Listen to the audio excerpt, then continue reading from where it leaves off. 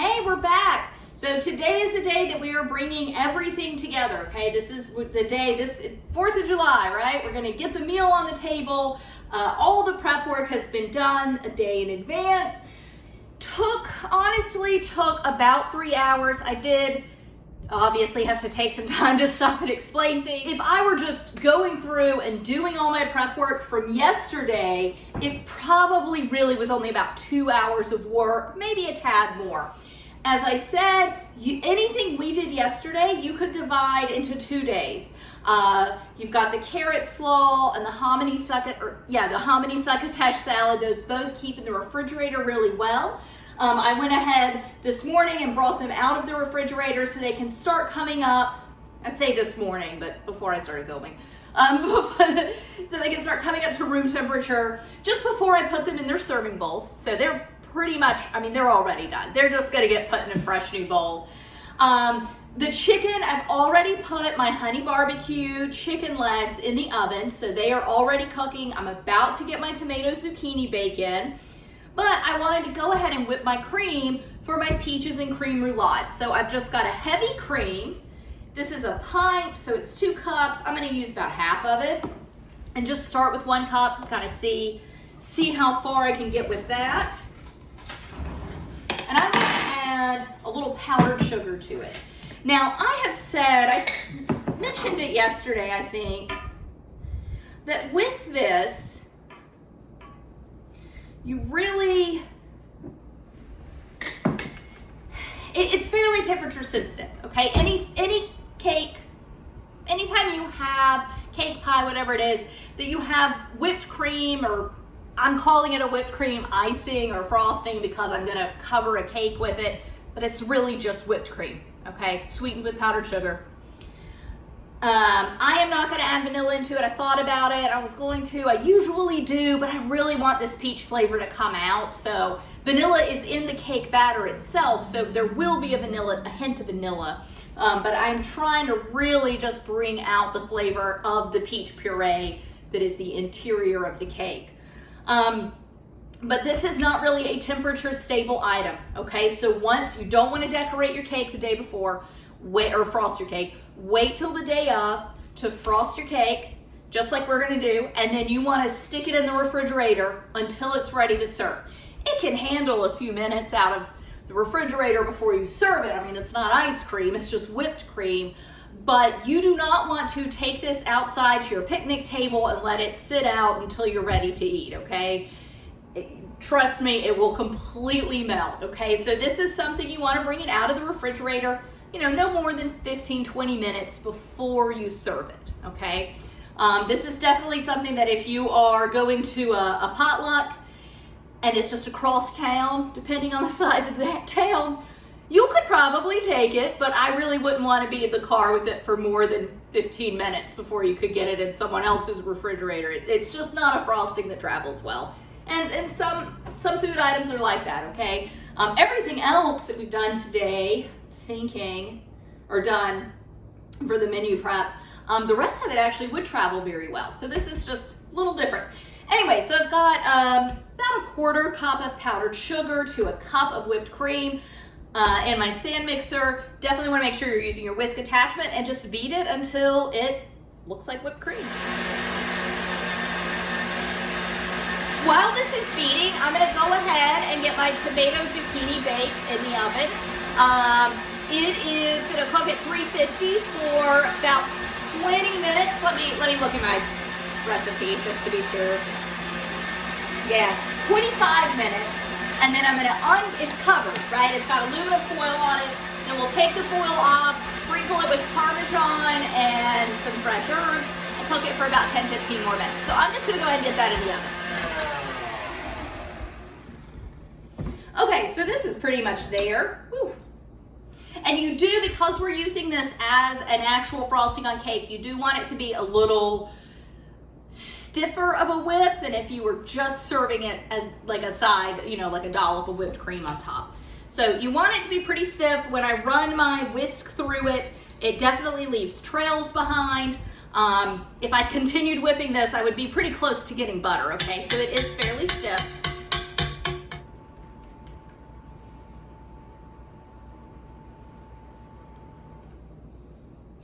Okay, so we have all the components for our peaches and cream roulade here. As you can see, the cake has not left its towel. Little nervous to unroll it, as anytime I do a cake like this. Sometimes it works out really great. Honestly, sometimes it just doesn't. So, you know, we'll see. Like I said before, there's a reason that you want to buy a watermelon. If this dessert's a flop, I have a watermelon for dessert. And for the 4th of July, that is absolutely perfect. So I've got my peach puree, and I ended up adding some cornstarch to it.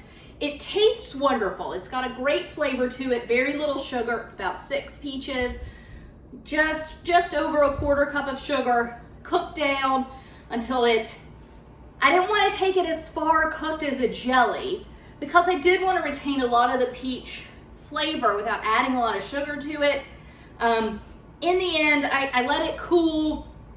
It wasn't quite as thick as I wanted it to be, so I brought it to a boil, about a tablespoon of cornstarch to help it set up, and then just put it in the pie plate to kind of help it cool down in the refrigerator more quickly than a bowl would. So I've got my peaches, and I'm gonna set my prettiest one. So this is 3 just sliced up peaches. Want to set some pretty ones aside to go on the top, and the rest I'm going to mix into this so that you get bites of fresh peach along with in the puree that's been cooked. So slightly different flavors. So I am just going to do a very small little dice on these and then mix them in, and I'll be right back.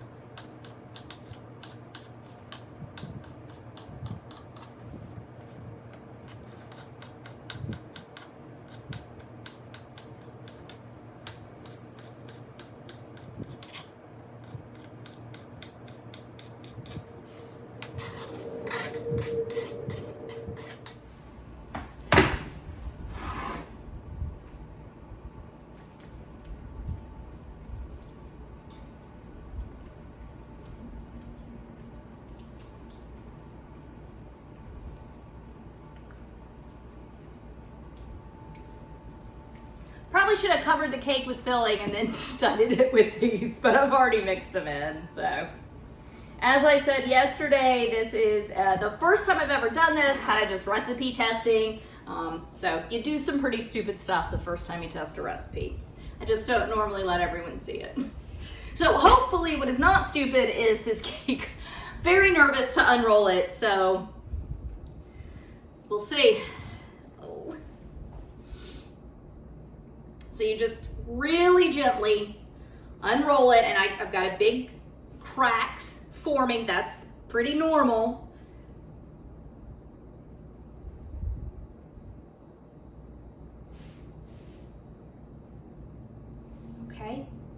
Okay. Flip that out. It doesn't need to completely, this might be too much filling actually. It doesn't need to fully unroll. I can just kind of shove stuff in there. So I am going to put a little here. And I'm going to just kind of smush it back. Okay, that's not really, that's good.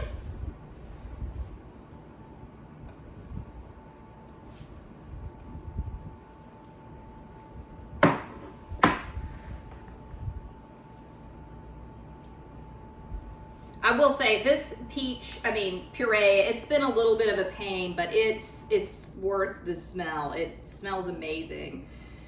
And I am gonna risk overstuffing it. I'm recipe testing, so who knows? This might be good, this might be terrible. We're gonna find out though. So keep it, you don't want it to go fully to the edge. I mean, it's pretty dang close, but it will when you roll it, especially as full as I've gotten it, it's gonna have the tendency to sort of ooze out of the edges. So try to keep it off of the very edge if you can. So, got my serving platter. So this is the hardest part. This is the most like, ugh. You gotta just roll it up gently. Ugh. Use the towel to help you.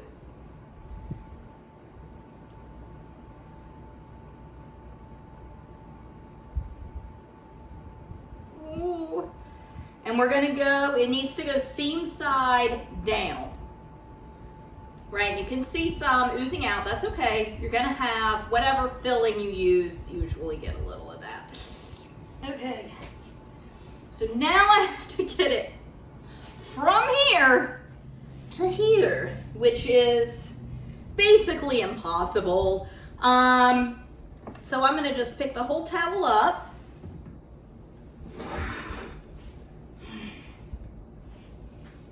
Okay. Ooh. Okay. And just be patient and gentle. Oh my gosh, it's actually on there. Got a little coming out of this end. That's okay though. Wow, that end actually looks really good. So this is a very big mess. So I'm gonna get this cleaned up and then we will we'll put our frosting on. All right. So what should be the most difficult part is over. So we just need to frost it. And like I said, it was a cup of whipped cream. This should be enough whipped cream for it. But I've got more cream if we need to make some more. Just want to use my offset spatula and just kind of bring it down the sides. You do want to completely cover your cake in the frosting.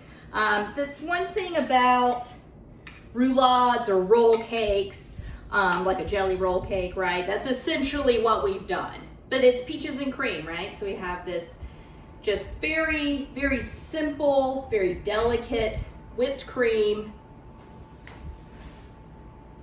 Very simple sponge cake, very, very light, a lot of egg white, a lot of eggs, really, not necessarily egg white, but a lot of eggs, little vanilla, and then the peach puree, which really is pretty much just peaches. I did add some sugar, I didn't add a lot of sugar, so really what we're gonna taste is peach. You know, I mean, that really should be one of the dominant flavor. And then just that wonderful, light, delicate cream that goes with it. And as soon as I am done frosting this needs to go into the refrigerator. Like I said, it's not an ice cream cake, it's a whipped cream cake, but whipped cream does not hold up, unfortunately. It does not hold up very well to temperature abuse, so. Oop.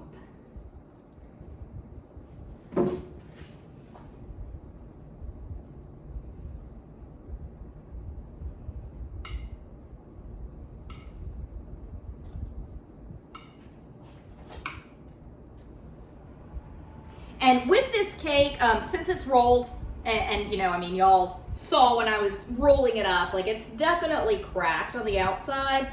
So that is all the more reason to just make sure that you cover everything up in whipped cream, because it's not, I don't know. I mean, a professional can do it much better, right? I am by no means a professional cook. Far from it. Just a home cook. So it is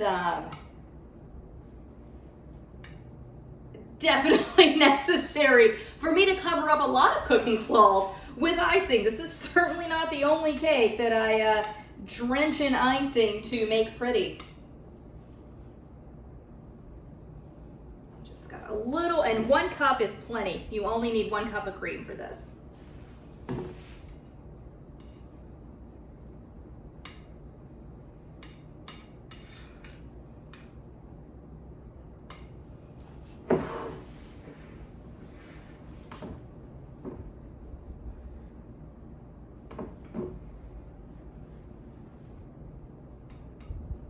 And then I will go back and just kind of wipe these edges down just a little bit. They're not bad, but clean it up just a little. And just be careful when you go back to clean it up. You know, the point is to clean it up to make it look nice and neat, but you definitely want to be careful and not clean it so much that you're actually taking frosting off the cake. I am not the most precise person, so I've definitely removed frosting from the cake and, you know, looked worse if I just hadn't done anything at all. So just kind of, you know, just be cautious. All right, so I think I'm gonna wait to decorate it with my peach. I've got my peach slices up here still. I'm gonna wait to decorate it until I am ready to serve it. So, peaches and cream roulade. I'm gonna get this in the refrigerator. Okay, so tomato zucchini bake is baking. It is 5 minutes from being done. At that point, I will take the cover off, top it with a little more Parmesan and herbs, and just really cook it until the Parmesan is cooked, or until the Parmesan is like browned, which should be about 10 minutes. I've already taken the chicken out. It is ready to go. So both of those will be served in the casserole dishes that I initially put them in. I'm gonna use my very all-American Pyrex dishes because it is the 4th of July, which doesn't really use green and yellow, but these are the sizes that are gonna fit. I do have some other serveware that I use at the holidays, but I thought these are kind of perfect Americana for the 4th of July. And all we're doing with these salads is putting them in the bowls because we completely finished them yesterday. So this is our carrot slaw. Remember, it has got carrots and red grapes and some I used golden raisins. You use whatever raisin you want. In it, you want to definitely make it in advance so that the mayonnaise and Greek yogurt based dressing, it really kind of soaks everything in. And then I am not gonna, you could garnish this, like I said, if you wanted to garnish it with some raisins, that'd be pretty. I'm not, just don't find it necessary.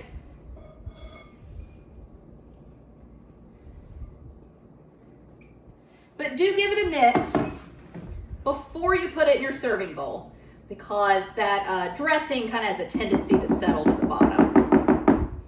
Okay, done. All right. So our Succotash hominy salad, this is fresh corn, a can of hominy. I've got a red bell pepper in it, some edamame, which traditionally you would use lima beans, but I made a salad out of it and added hominy. It's definitely not traditional, but you do whatever you would like in it. I've got some of my own straight out of the garden green beans. I did not cook the corn or the green beans. They are both raw in here. And really, we just made a little red wine vinaigrette dressing. One thing I meant to say with that, the honey mustard barbecue sauce calls for apple cider vinegar. And then this salad calls for red wine. But it's like not even a third, well, it's a third of a cup that you would use to make the double. Remember, the recipes I'm giving you are double the amount of food I'm making today. I just made half recipes. So it calls for a third cup of red wine vinegar. Don't go out and buy red wine vinegar just for 1/3 of a cup. Okay, just use apple cider since you've already bought that for your honey mustard barbecue. Okay, something as simple as a vinegar in this salad, it is not gonna make much of a difference.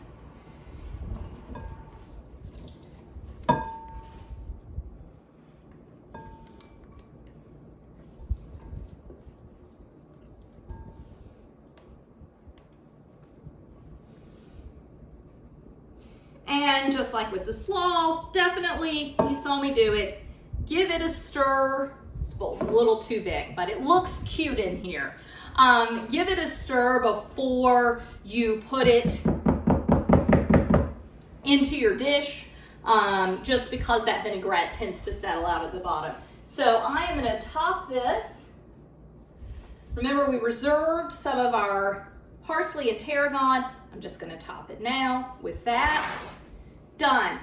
Ready to go. I'm going to check on my tomato zucchini because that is the only thing right now that we're waiting on. So let me check on that, see where we are, and then hopefully we can get to eating soon. All right, so here's the spread. We did 1 day of prep, which was maybe 2.5 hours of prep. And then we have spent, let's see, I have been recording for 42 minutes. So less than an hour of getting things ready today, and you don't need to explain to people how you're doing things, so possibly 30 minutes. So to start with our main course, we've got a honey mustard barbecue chicken legs. We pan-seared these and made a homemade honey barbecue sauce. You, of course, could put them on the grill instead of pan-searing them if you're outside doing the grill. And that's part of your prep. If you wanted to grill these the day of and kind of let that be part of the festivity, you of course can do that. I would make the barbecue sauce ahead of time. Then we just basically poured the barbecue sauce over them, put them in a dish to bake, and I baked it with all the barbecue sauce, but I did pull a little off after it had cooked, so we can have some extras. I use chicken legs. You can use legs and thighs if you would like.